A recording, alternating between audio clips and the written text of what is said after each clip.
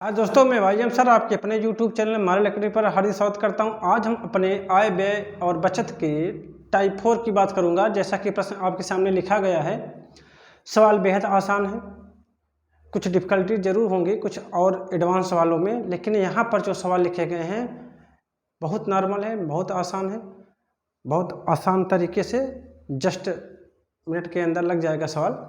इसे यहाँ पर लिखा गया है, एक व्यक्ति के वेतन का 20% भाग खर्च कर रहा है। इससे मान लो कोई व्यक्ति की जो अर्निंग होती है, जो आय होती है, वो अपने आप का 100% होती है। उस 100% में वह जो है अपने ज़रूरत के हिसाब से विभिन्न मदों पर खर्च करता है।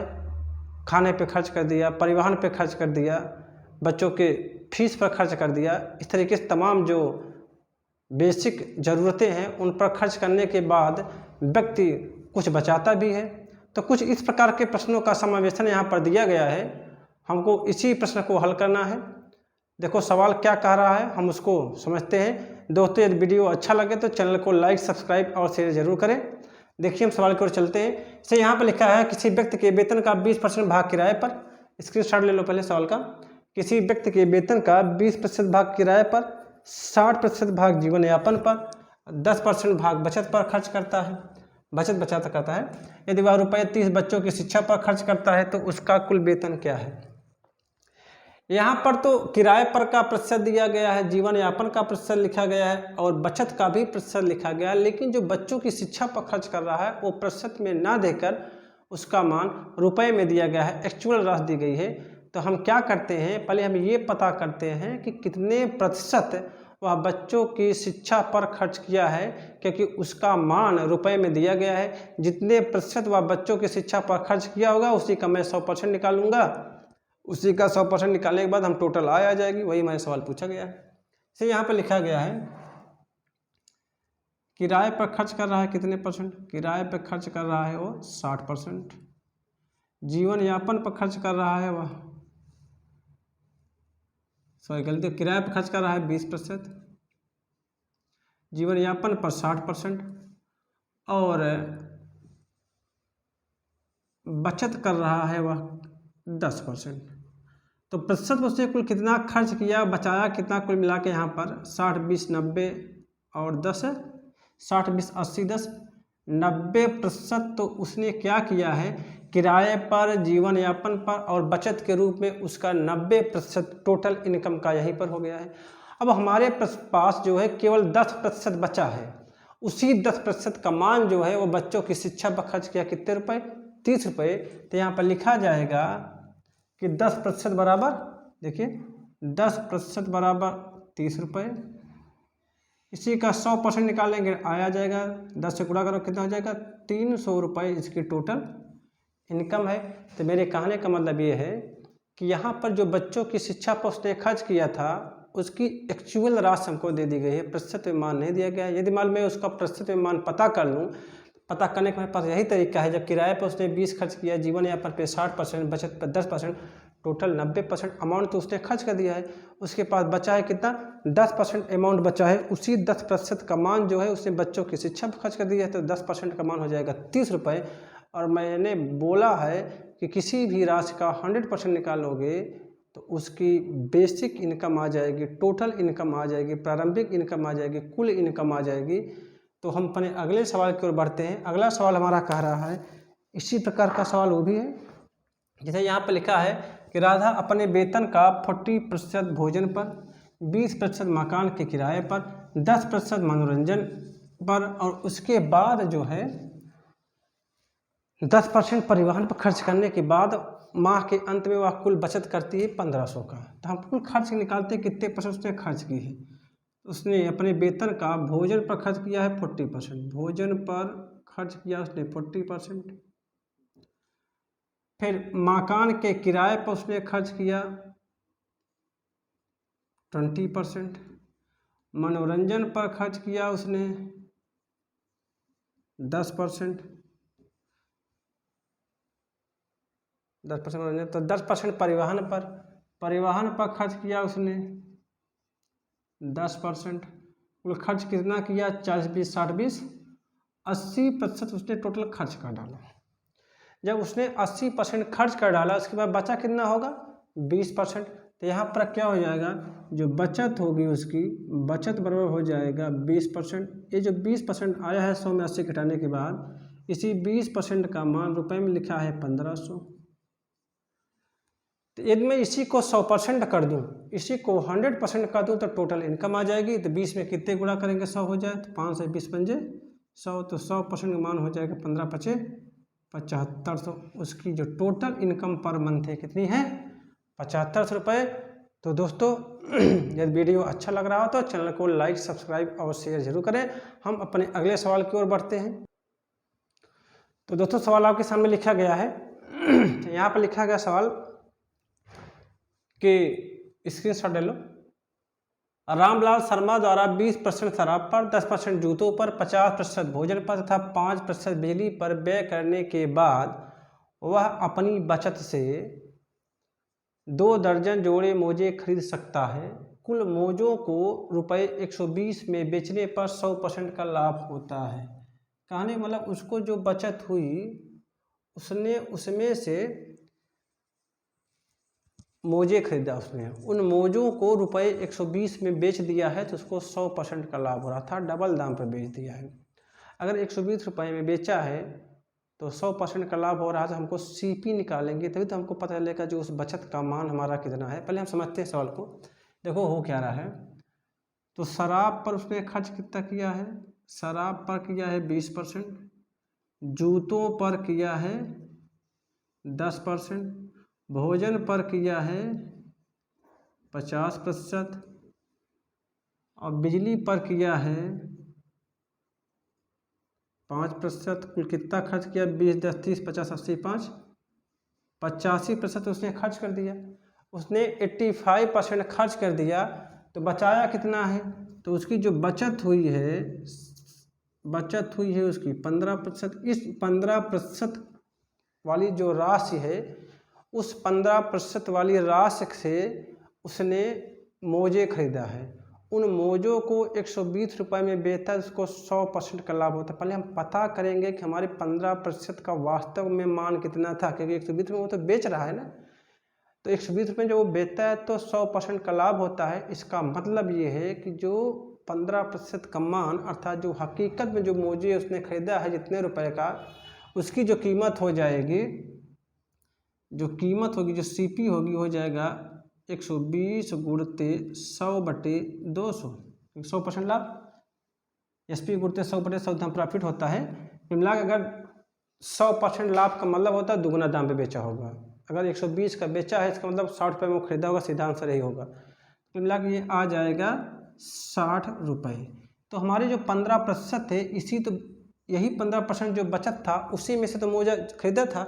उस 15% मान कितना था रुपए में 60।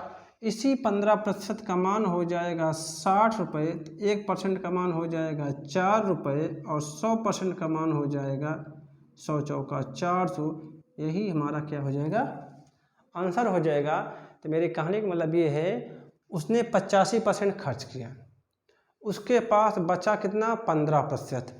उस 15% की जो राशि रही होगी उसमें से उसने मोजे खरीदा और उन मोजों को 120 में बेचा है। तो हमारा मेन फोकस होगा हम सीपी पहले पता करें कि हमारे हकीकत में 15% जो हमारी बचत हुई है उसका मान क्या है। तो मैंने निकाला जब 100% बढ़ा कर वो बेच रहा है, इसका मतलब ये है कि दुगने दाम पे बेच रहा है। दुगने दाम पे बेचोगे तो 100% की वृद्धि होगी, तिगने दाम पर बेचोगे तो 200% वृद्धि होती है। मैं पढ़ाया था अपने बेसिक परसेंटेज में, जिसको नहीं समझ में आ रहा है वहाँ जाकर देखिए, वहाँ पर सारे सवाल आपको मिल जाएंगे। तो 100% लाभ लेकर बेच रहा है, इसका मतलब दुगना दाम बेच रहा है। तो 120 में जब वो बेचता है तो 100% का लाभ होता है, इसका मतलब डबल बेचा है। इसका मतलब 120 का आधा तो 60 ही होगा ना, 60 का डबल 120 होगा। ये तो फार्मूले से मैं लगाऊंगा 120 गुणते 100/100 धन लाभ, तो 100/100 120 हो जाएगा। हल करोगे 60 रुपये आएगा, अर्थात हमारे 15% मान कितना है 60 रुपये। मैं इसी का 100% निकाल लूँ तो हमारा क्या आ जाएगा टोटल इनकम आ जाएगी। तो दोस्तों मैं आशा और विश्वास के साथ यह कहना चाह रहा हूँ कि आपको ये सवाल भली भांति समझ में आया होगा। यदि वीडियो अच्छा लग रहा हो तो चैनल को लाइक सब्सक्राइब और शेयर जरूर करें। हम अपने अगले सवाल की ओर बढ़ते हैं। तो दोस्तों हम पर अगले सवाल की ओर बढ़ते हैं। जैसा कि सवाल आपके सामने लिखा गया है कि एक व्यक्ति अपनी आय का 1/3 भाग भोजन पर, 2/5 भाग मकान के किराए पर तथा 1/5 भाग कपड़ों पर व्यय करता है। यदि उसके पास अभी भी ₹400 शेष रहते हैं तो उसकी आय क्या है। तो यहाँ पर जो अब तक तो प्रतिशत में लिखी गई वैल्यू थी, अब यहाँ पर फ्रैक्शन में लिखी गई वैल्यू है।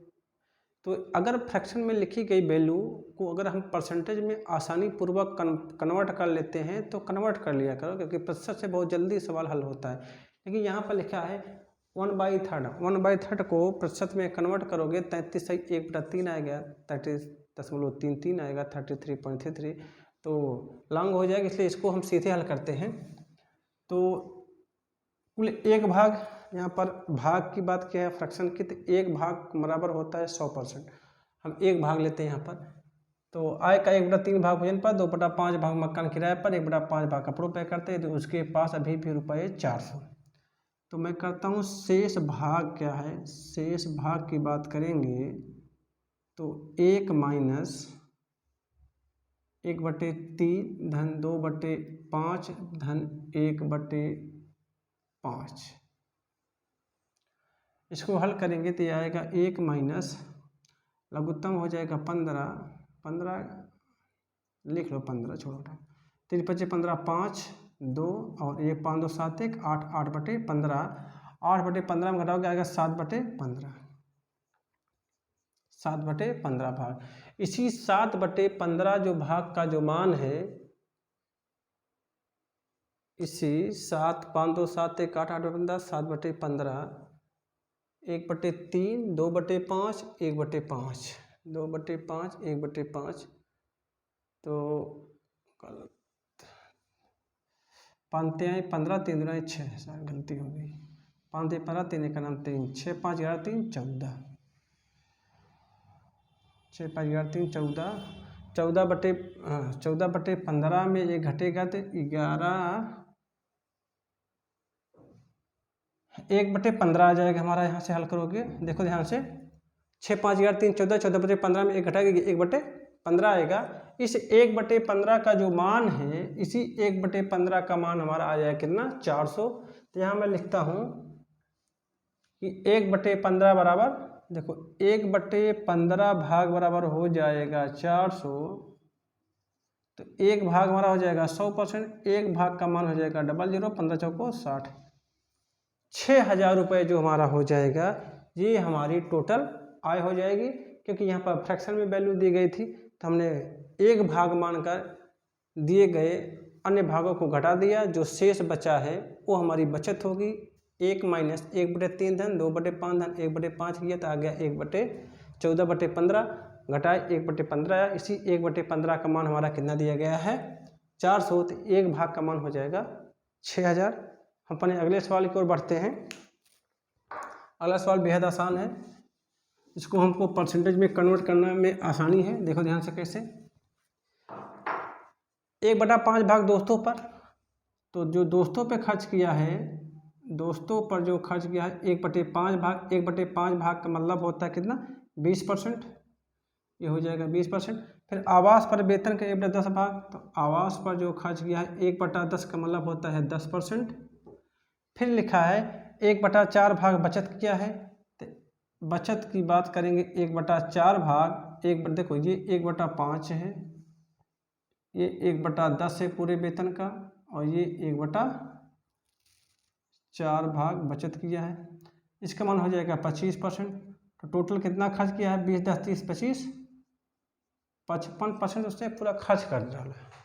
अपने बटुए में उसने 1800 छोड़ दिया है। इसका मतलब ये है, जो बटुए में उसकी जो राशि बची है, बटुए वाली राशि, ये हो जाएगी 100% माइनस 55% बराबर कितना जाएगा, 45%। इसी 45% का जो मान हो जाएगा, लिखा है 1800, तो 4500 चौका 180, अर्थात 1% बराबर हो जाएगा 40, और 100% का जो मान हो जाएगा कितना हो जाएगा, 4,000। ये इसकी टोटल आय है। लेकिन सवाल में ये नहीं पूछा है, सवाल में हमसे ये पूछा है उसके आवास और बचत का कुल रुपए में मान है। तो आवास और बचत की बात करेंगे 25-10 कितनी है 35% है। तो आवास प्लस बचत का भी दो खर्च हो रहा है, देखो आवास प्लस बचत पर जो उसका कुल खर्च हो रहा है वो हो रहा है पूरे 4000 का 25-10 35%, 35/100 हो जाएगा 35 चौका 140 हो जाएगा 1400 रुपये उसने खर्च किया है आवास और बचत पर। तो दोस्तों यहाँ पर जो लिखा गया था सवाल में कि तंजीम ने अपने वेतन का 1/5 भाग, देखो यहाँ 1/5 था, यहाँ पर 1/10 था, यहाँ पर 1/4 भाग था। तो ये हमारे 100 से कट जाते हैं, इससे भाग देने पर 100 कट जाता है, इसलिए हमने इसको परसेंटेज में कन्वर्ट कर लिया। अगर परसेंटेज में कन्वर्ट हो जा रहा आसानी से तो कर लिया करो, क्योंकि प्रतिशत से बहुत जल्दी ये सवाल हल किया जा सकता है और हल होता भी है। तो हमने क्या किया दोस्त, 1/5 को कन्वर्ट कर दिया परसेंटेज में 20%, 1/10 को 10%, 1/4 को 25%, उसने कुल 55% यहाँ खर्च कर दिया है। 1800 रुपये उसने अपने बटुए में रखा है। तो 100 में 55 जब घटाएंगे तो 45% आएगा, इसी 45% मान है 1800, तो यहाँ पर 100% मान लिखा, कितना हो गया 4000। जब ये 4000 आता है, सवाल पूछा है आवास और बचत का मान रुपए में क्या है, तो 4000 का आवास और बचत कितना है 10, 25, 35%, 4000 का 35% आ जाएगा कितना 1400। तो दोस्तों वीडियो यदि अच्छा लग रहा हो तो चैनल को लाइक, सब्सक्राइब और शेयर जरूर करें। अभी भी आय व्यय और बचत का एक पार्ट 5 अर्थात टाइप 5 बचा हुआ है, उसको हम अपने कल की कक्षा में करेंगे। तब तक के लिए धन्यवाद दोस्तों। यदि वीडियो अच्छा लगे तो चैनल को लाइक, सब्सक्राइब और शेयर जरूर करें। धन्यवाद दोस्तों।